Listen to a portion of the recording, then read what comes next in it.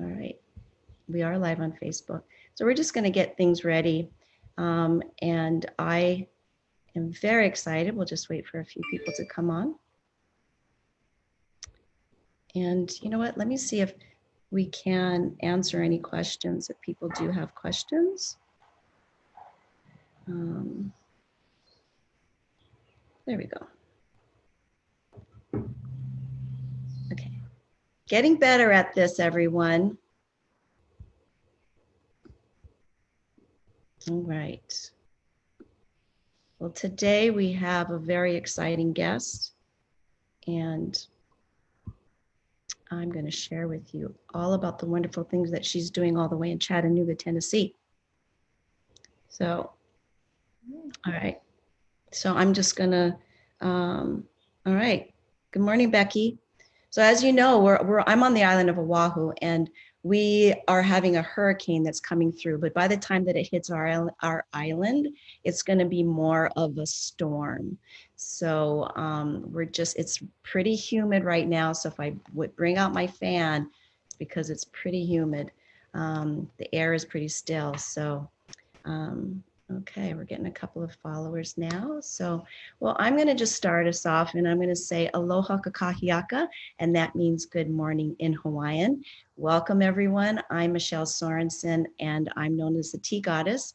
I'm the owner of Tea at 1024 in downtown Honolulu, and I've been serving afternoon tea with love and passion since 1999.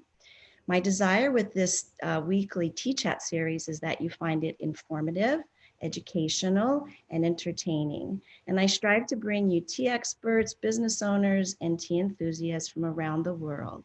And today, my guest is from Chattanooga, Tennessee, and she is the owner of Polly Claires TeaRoom. It's a locally owned and operated restaurant and gift shop located within the beautiful historic Dent House.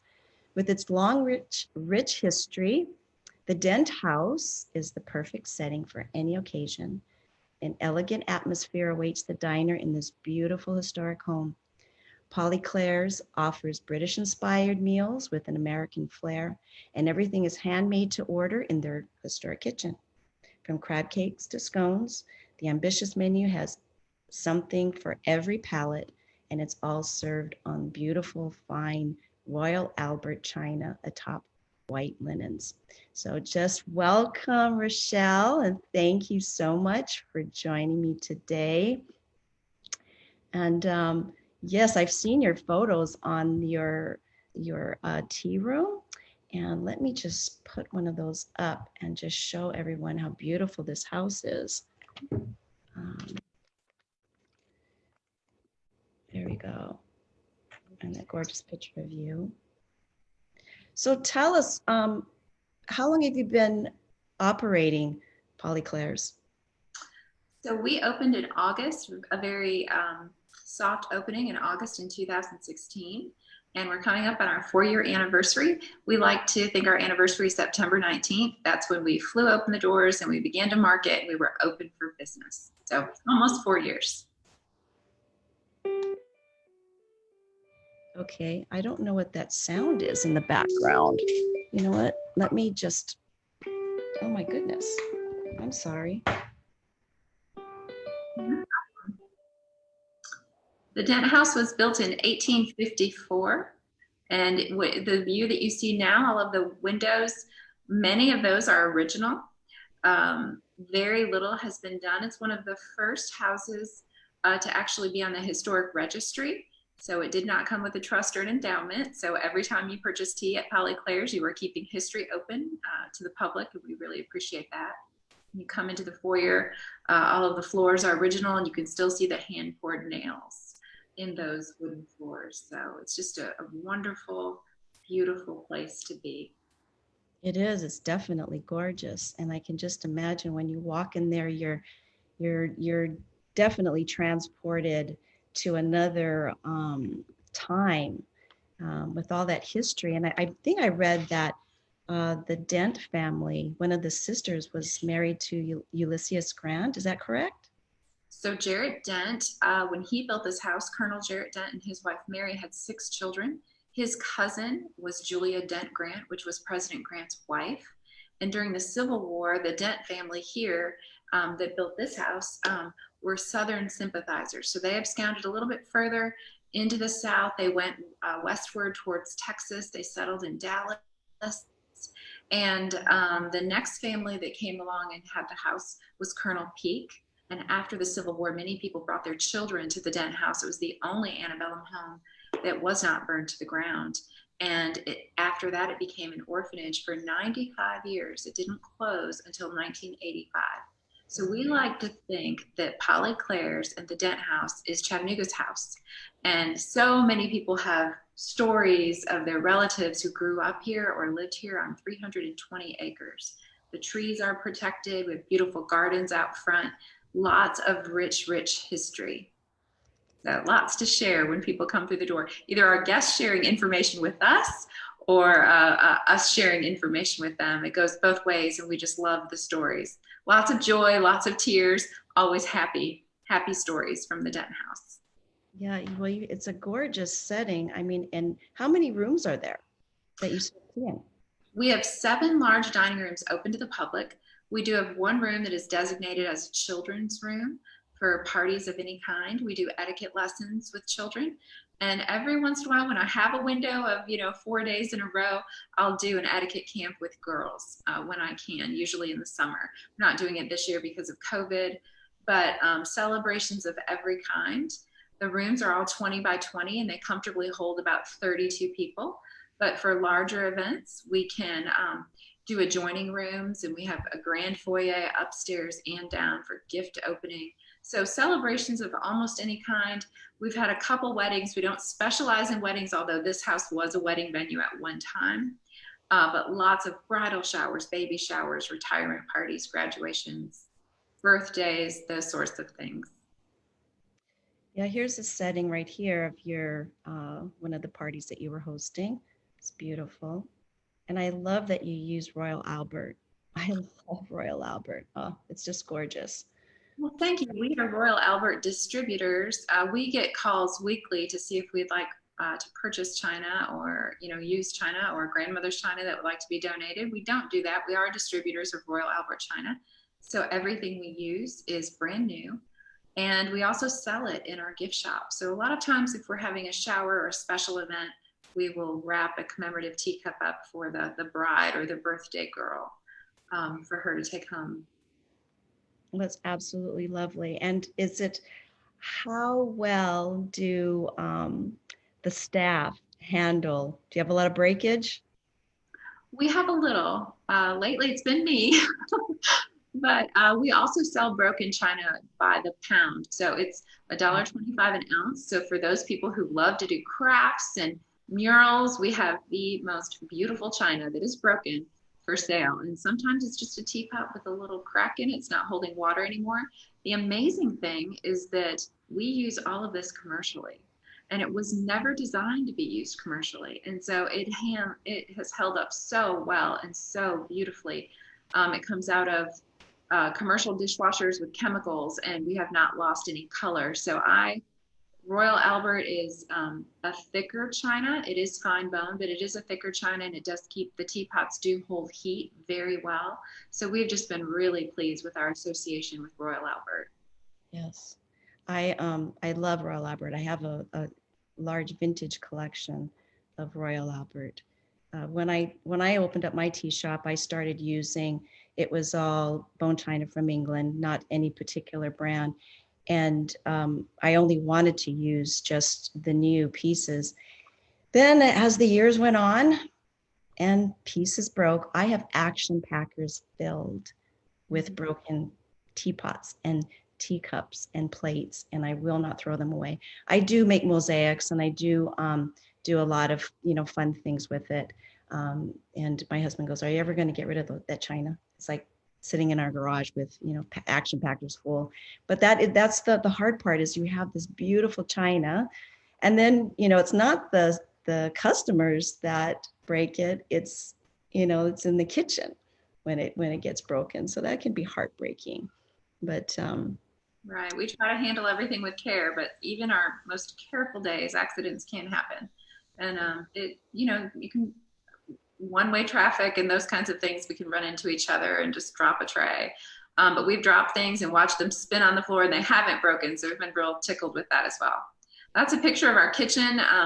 We have 2 full sandwich carts there, and you can see dish behind there. We don't have any cooktop spaces, so we actually have to move items when we're making lobster bisque and plug in our hot plate to go ahead and saute our shallots and get our white wine reduced. But we do it all in that very small space. And we have an adjacent room to that brews, a butler's pantry that brews all of our steeping room, does all of our teas. And we have over 40 loose leaf teas right now. So we like to think we've given the food and the beverage the top priority around here. But you can see there's only space for 2 people. So that's myself and Kara Presley there. That was from last week. You can see we're wearing our masks and our gloves, and everything is sanitized and the line is ready to open. So because the space is so compromised, it's important that anyone who works in the kitchen is trained on multiple levels to make multiple things quickly. So very ambitious menu for such a small space. But sometimes we're here from 7 to 7, prepping, baking, and cooking. And we think it's worth it. We think fresh is best, and it's always made fresh. Lovely, lovely. I know the hardship of working in a very small confined space too. We have a very small kitchen as well, but works efficiently and gets the job done. And I love, there's a photo that you posted, this one right here. Tell us about this photo. Wait, oops. Let me I'll get out of the way. That was this week. We had a lovely group of 5 ladies who came in to have afternoon tea in their 1940s beautiful convertible. And I was in my grubby clothes. I was going to be mulching that day. And I just ran out to get a video of them as they passed through. And the driver jumped out, put her hat on my head and said, no, we have to have a photo. So there's the beautiful house in the background. And we've had several episodes from reality TV shows filmed here since I've opened the restaurant. We had a flashback to the beginning of a movie that was filmed here, a Christmas movie that was filmed on the Hallmark Channel. And so we've seen Rolls Royce, we've seen beautiful cars, we've had a lot of fun. But it's the house itself is such a beautiful thing to enjoy. And we love having it open to the public for that reason. It's a beautiful venue. And I'm really sad when I was in Chattanooga that I didn't get a chance to go and visit you. I don't think, I was there, I think it was over 4 years ago anyway, now that I think about it. But I will definitely make it a point to go and see you. So somebody is asking, Day is asking, do you have your own lobster bisque recipe? I do. Shortly after we opened, one of my daughters looked at me. Polly and Claire are both my 2 daughters. I have 2 sons as well. They have sandwiches and dining rooms, but the girls got the namesake of the restaurant. And one of the girls looked at me one day, I can't remember which one, and said, can you believe it, Mom? People are paying you money for food you've always made. And I just started to laugh. I thought, it is funny, isn't it? But all of our recipes are family recipes. There are a few things I am not from the South that I had to learn to make, tomato pie being one of them. But we tweaked it and we feel like it's a great recipe. But our lobster bisque, we don't share our recipes, but you can certainly come in and have your fill of that. And if you'd like to get lobster bisque for absolutely free, we do give it away at the Chattanooga Historic Festival Wine Over Water downtown Chattanooga every year.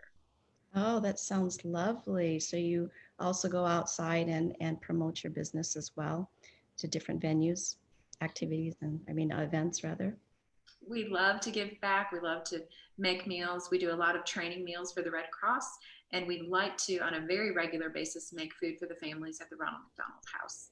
And that gives us a great opportunity. The staff come together and we can all cook the meal together and then just take it. And it's just a wonderful team building opportunity. Yeah. Well, I'm let's see, Rebecca she says she has a Royal Albert Chantilly pattern. She loved it. It's been in her family for over 50 years. And that's, yes, Royal Albert is definitely a treasure to hold. And and now I have my husband watching. Hi, honey.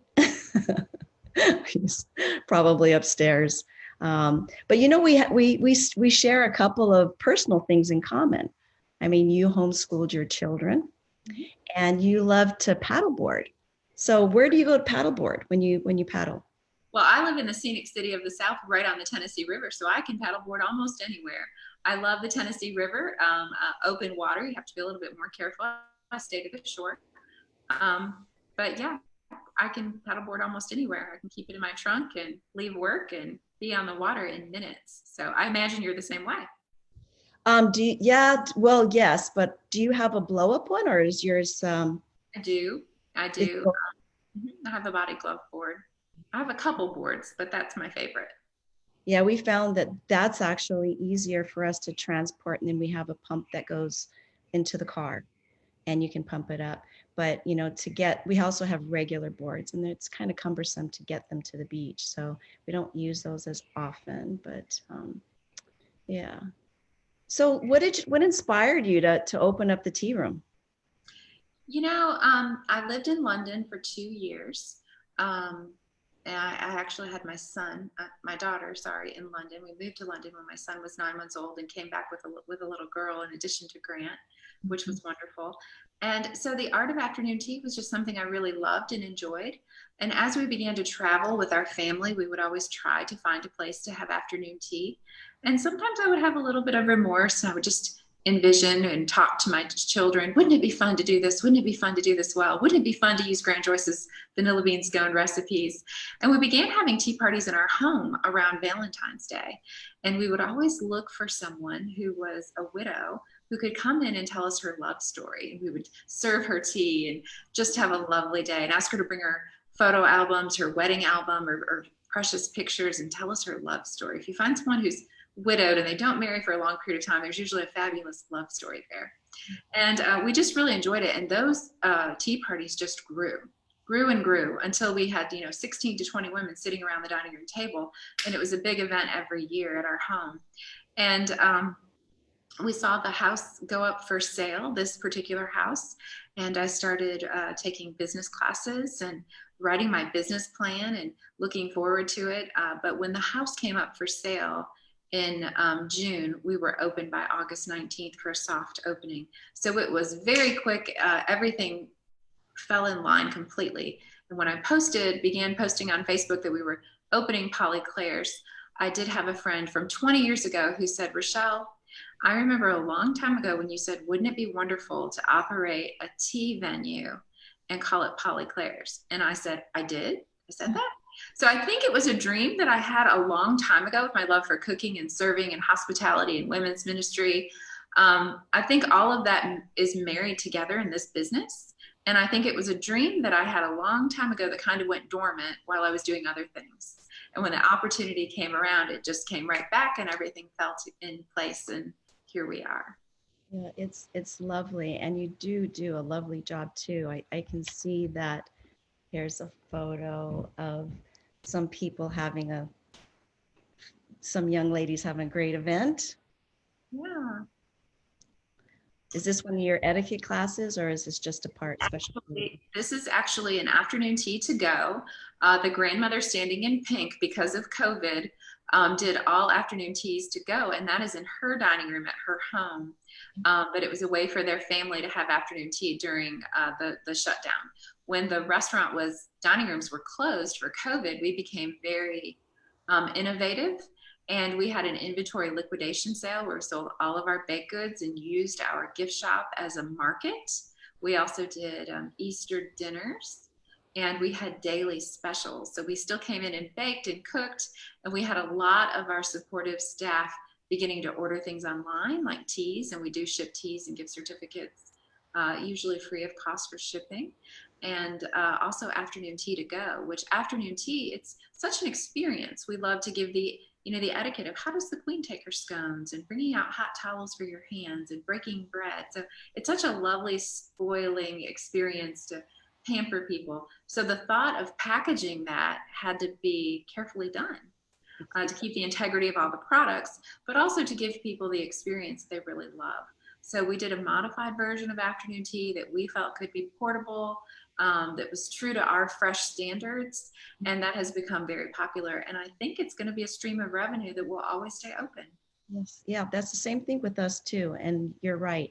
It was the, how do you put, you know, an afternoon tea experience in a box? And I Right. think that was one of the more challenging things that we faced. So yeah, and we're going to keep that as part of our um, menu as well. And we are, my shop is much smaller than yours, so my seating capacity has been cut significantly, like in half. And so with the to-go orders, it enables us to continue to serve, you know, a greater number of people, even though they're not able to sit inside.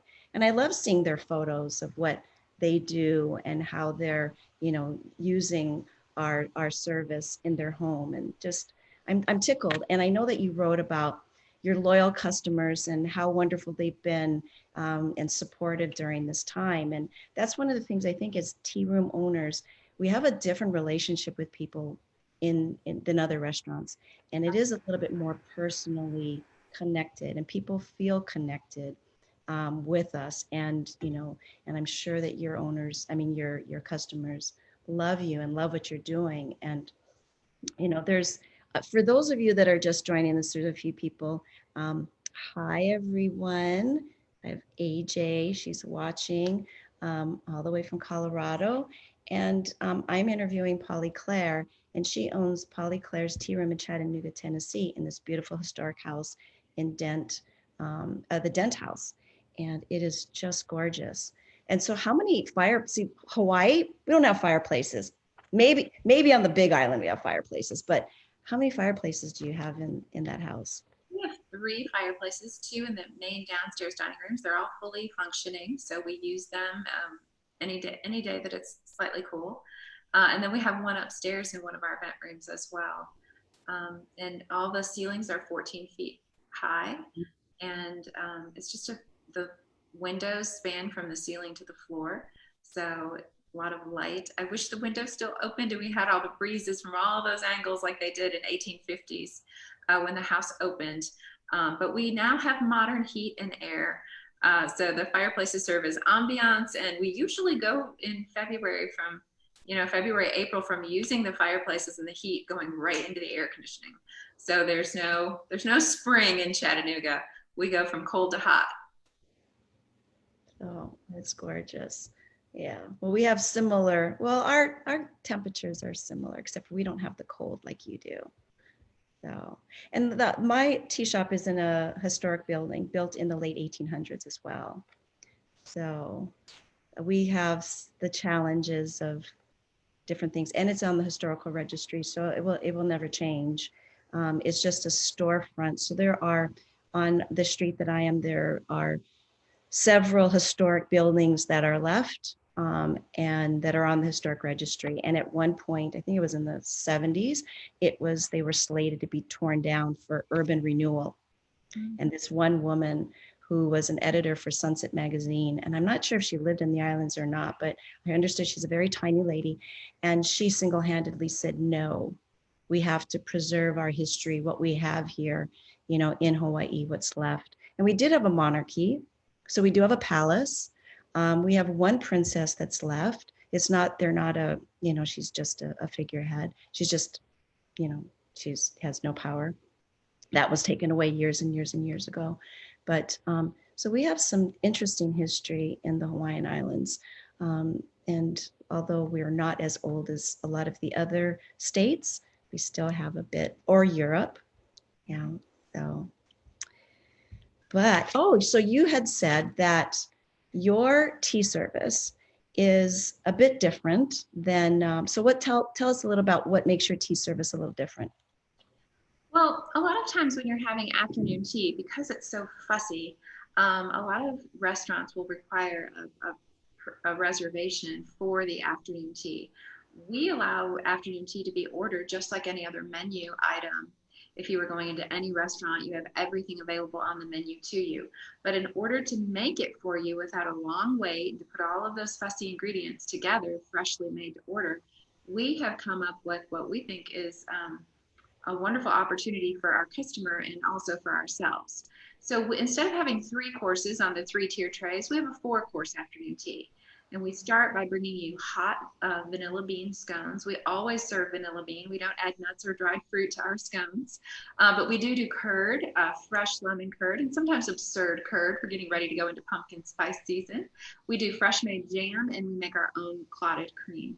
So together with the scones and your hot tea, we provide a scone and tea service, which is known as a cream tea, to begin your afternoon experience.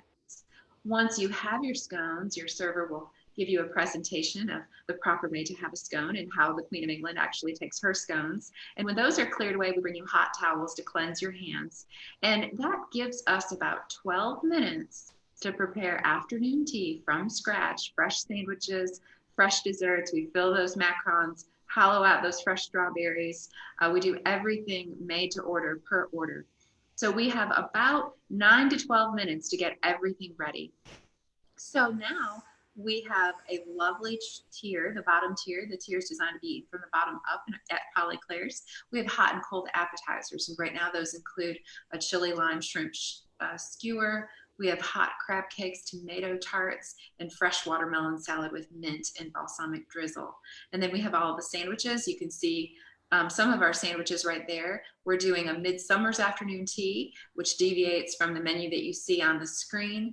And then we have our lovely summer desserts. Right now we're doing homemade banana pudding, which can never be underestimated. A true banana pudding is something that's fantastic to behold, as well as other things like key lime tarts and just some beautiful things for summer that highlight the flavors of summer. So we have a 4-course afternoon tea rather than a 3. And by doing so, you optimally get to taste our family recipe vanilla bean scones when you are hungry. And you get to nibble on something while we make everything fresh to order. So that's the way that we are able to offer anyone an afternoon tea experience, even if you just got your car tags renewed just down the street and you wanted to come in for some girl time or bring a book and be by yourself. We do require reservations, although many days of the week we can fit walk-ins in. So we ask for reservations, but you never have to reserve actually what you want to order once you arrive in the restaurant. So that makes us a little bit different. Yeah, well, that is a very smart way to do it, to stagger your service like that. So it's a bit more seamless. And then, like you're saying, it gives them the advantage to be able to order the afternoon tea off of the regular menu. And another thing it does is it really sets the stage for tea and scones being something very special and set apart. So many times when people come in and they want to have lobster bisque and crab cakes or our shepherd's pie, homemade chicken pot pies, tomato pies, we have a whole savory pie menu. Whatever they choose to have that day, whether it's fresh salmon or afternoon tea, a lot of people will begin with a scone service now. So they'll come in and request tea and scones, and then go right into a super salad and entree, and then sometimes possibly a dessert after that as well. So they have sort of gotten the clue that this is something special, and we love it. And we want the scone service explanation, and we want hot towels, and we want to see edible orchids. And so it kind of makes everyday elegance attainable for anyone. Right. And it just makes the day a little special rather than just stopping in to grab a croissant sandwich. Exactly. When I struggled with the whole to-go thing years ago, and people would go, can I just have a cup of tea? You know, like, I go, no, I didn't want to serve it because I was like, no, okay, maybe I could make $4 for, a cup of tea, but you can't exactly. It has to be in a teacup, and you have to sit down and you have to look at the teapot and just take, it's just a moment. It's a respite in time. It's just kind of giving that, it's self-care. And it just makes you feel so much better especially when you're holding, a bone china teacup. And I am drinking your favorite tea, the vanilla rooibos, the bourbon vanilla rooibos, because you said that you like that. So I said, I do have some. So I poured myself some. So what's in your teacup? I have nothing in my teacup.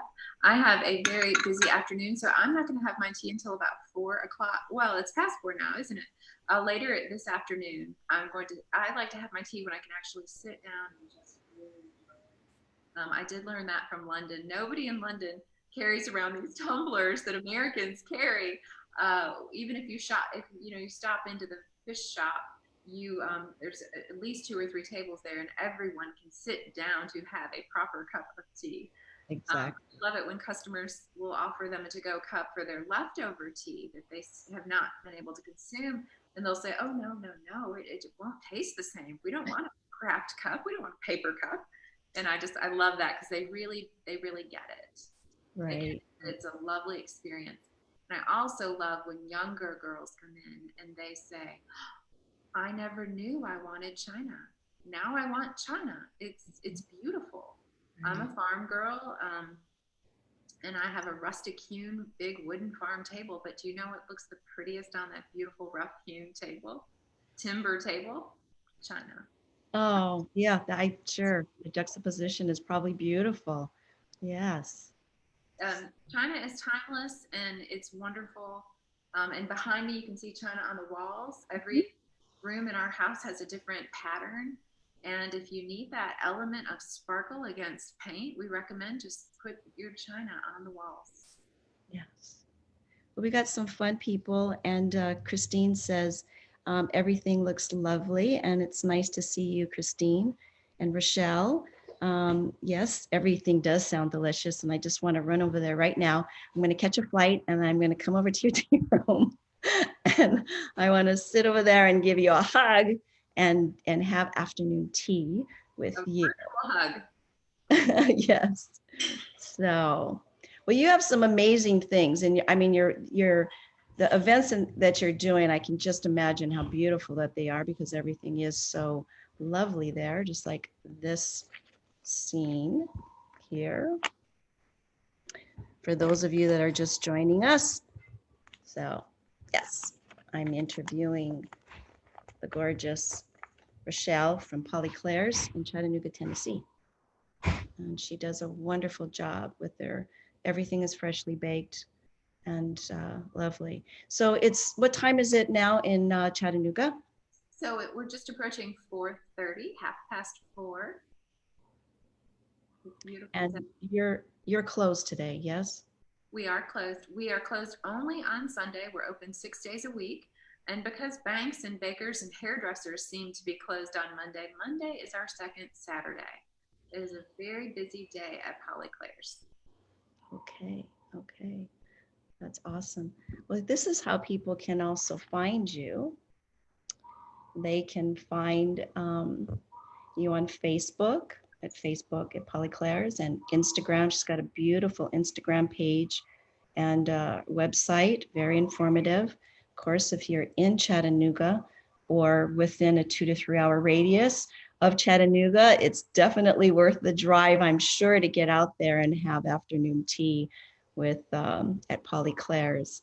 And we're only going for like 24 minutes. We got some more time left. So we're right off State 75. So it's a really quick trip if you're going. That's the interstate that takes you all the way down across the country from Michigan to Florida. So we have, if you're planning one of those trips or going to the Smoky Mountains, anywhere through Georgia or Kentucky, please give us a shout out. We're right off 75. That is beautiful. Is there anything else that you would like us to know? I think you need to know that anyone who operates a tea room loves you. And what I mean by that is that a tea room is never going to be a large conglomeration. It's never, the person who runs it is going to have a heart to serve. It requires so much attention to detail and fussy legwork behind the scenes. It really is a beehive behind the scenes, and Michelle can tell you that as well. So I think whenever you go to any establishment that specializes in afternoon tea, you can rest assured that you are with someone who actually cares about you. So all of the small businesses that are offering tea services, if you look at market research, most of those businesses stay open about 8 years. Michelle has been open for 20, so she is just amazing, and she's raising the bar for the rest of us. But I think the 8-year mark is because it's a lot of work. The payoff is never going to be huge. So it's always going to be a labor of love. So if you find an establishment that sells tea and that's your cup of tea, make sure you let them know how much you care about them by giving them your support, because it is a worthy business that really is into serving. And I think that's something special about our industry that needs to be sort of made known. That is beautifully said. That is just encapsulates everything, and it is so true. And I really appreciate you taking the time out today to chat with us. And that I hope that people that are listening that found this to be informative and a very fun time. And you learned a little bit more about afternoon tea and especially the heart that is behind the service that you're being served. And you can definitely tell by your presentation and everything that you're doing, Rashelle, that this is a definite labor of love. And with your generational recipes that you serve to your customers. And I wish you continued success, especially during this crazy time that we're facing. And I truly am thankful that you did take the time to share with me today. So, Wow. Thank you for inviting me, Michelle. It's been a joy to visit with you, and to everyone else. We can say aloha to say hello, but how do you say goodbye in Hawaiian? you can say aloha, aloha. And there's many things. Yeah, so usually you can say aloha to say goodbye as well. And mahalo means thank you. And there is really no fun, gracious way to end the Zoom meetings. Once I hit end, it's going to end. But I just want to say aloha and mahalo to everyone that has been watching, and especially to Rashelle for taking the time out of her schedule to come and sit and chat with us today. And I look forward to visiting you soon. That's right. All right, everyone. Aloha. Aloha. Cheers from Tennessee. Aloha.